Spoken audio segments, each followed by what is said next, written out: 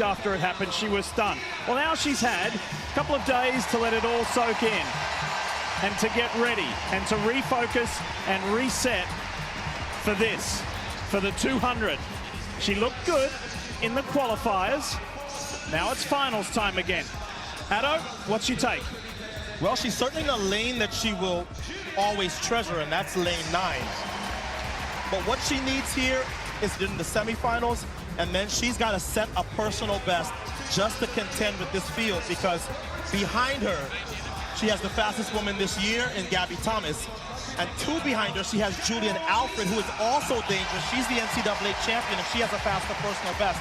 And that's before we talk about the fastest woman alive at 200, Shericka Jackson, who will be behind them all in lane 6. Hey, Son, how about this as we look at Gabby Thomas of the United States? The U.S. women have not won a world championship at 200 meters since the great Allyson Felix in 2009.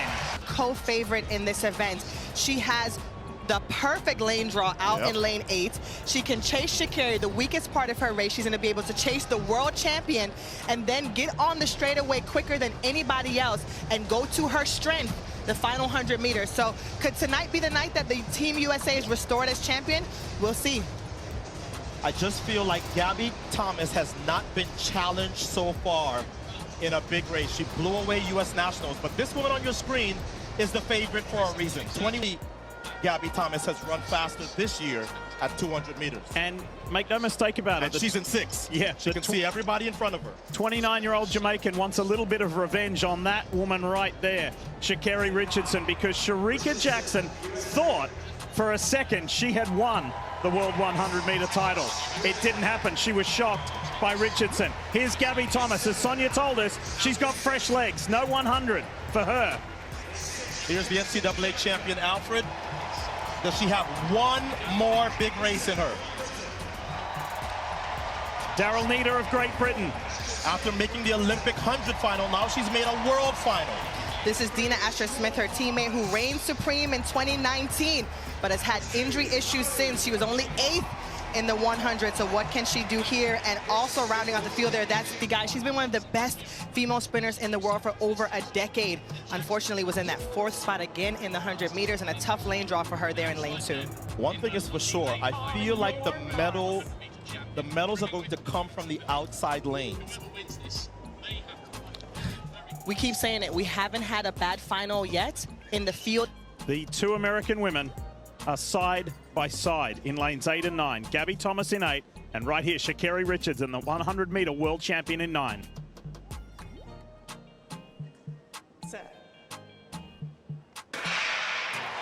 Women's 200.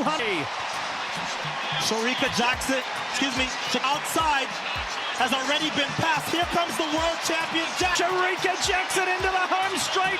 She has stamp on this event. She's going to go back-to-back for Jamaica, the first since Marlene Uddy, and she crosses in 21:41. Wow, that is a meet record. She is getting closer to FloJo's world record. She is now just 0.07 of a second away as Gabby Thomas gets the silver and Sha'Carri hands on for her 2nd medal at these Worlds. That wasn't even close, Addo, and I could tell the way that she ran the 100, she was in the middle of the track, all of her chief competition in front of her, she executed to perfection. We just witnessed the 2nd fastest time ever run, and it was at a World Championship final. Oh my goodness, just phenomenal running for these women. Look at Gabby Thomas, her mouth is wide open, she can't believe it. It's Jamaica, the United States, and 0.4 of a second in sprinting is a mile. That is as big of a margin of victory as you will see in a sprint event in history at these World Championships. We'll crunch the numbers, but wow, for a race that we thought, well, maybe somebody gets close. No contest, Jackson by a mile. And that's the last time you convinced me to change my favorite. Shericka Jackson looked amazing, but Otto, you also called it. Sha'Carri Richardson would need to run a personal best, and she did, and she got a bronze medal. So she's leaving here with a gold and a bronze. This is a phenomenal first world championship. So here's another look. Shericka Jackson 4th from the left, was playing. I think she would have been frustrated by her inability to win the, and she came off of that turn and it was goodbye. Gabby Thomas tried to charge late, but that's a lot of space in between the Jamaican world champion from last year and the rest of the world. So she repeats and defends her title from Eugene. And the other women who run the 200 in the world, know now, if you are not ready to run 21.4, you have no chance to beat an in-shape Shericka Jackson. And think about this, Otto. Shericka Jackson started out her career as a 400-meter runner. No one saw this coming. No one saw that she would step down, much like Fred Curley did, and run the 1-2 and be so dominant. And I really think that is what has paid off for her in this 200-meter discipline. She is by far the strongest in the field. She has the experience of the 400 meters, and she uses it to her advantage. I definitely feel like she was disappointed from that 100 because she came out here on a mission. Yeah. This is the largest margin of victory that we have seen in this event since Allison Felix in 2007 Worlds at Osaka won by .53. This does not happen often. Ingram Miller also had a big win by .45 in Seville, but wow. The complexion of this race was determined, Son, at the halfway point. Yeah. This is the fastest 200-meter race since Flojo broke the world record at 21.34 seconds. And as y'all saw, Shericka Jackson came really close to breaking the world record. She really wanted that world record in the 200 meters. 21.41 seconds. She's just unlucky, many would say, because in this race, they recorded 0 wind. No win at all. And if y'all check the races leading up to the 200-meter final, and this was back in 2023 for the World Championship, Shericka Jackson had already got beaten in the 100 meters by Sha'Carri. Sha'Carri ran in the lane 8. Shericka and Shelly was in the middle of the track, and it was like they were competing against each other, not remembering that Sha'Carri, the speedster, is all the way out in lane 8. So while they were competing against each other in the middle, Shericka Jackson thought she won. But Sha'Carri popped up in lane 8, beating both of them. So Shericka definitely wanted to left the World Championship with a gold. And I must admit that throughout that entire year of 2023, Shericka Jackson was running like a runaway chain, basically. She was the most informed athlete, even though she got beaten in the 100 meters. And up to this day, I strongly believe if Sha'Carri Richardson was in the middle of the track, besides Shericka and Shelly and Fraser Price, then it would have been a total different race. That's just my opinion. But yeah, I believe Shericka Jackson was the most informed athlete.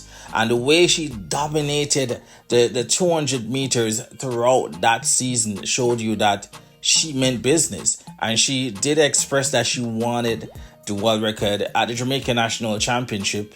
She ran 21.5, which basically set the tone to say, hey, she's going for the world record. And then at the Diamond League race, it seemed as if she was going for it, but came up short as well, 21.45.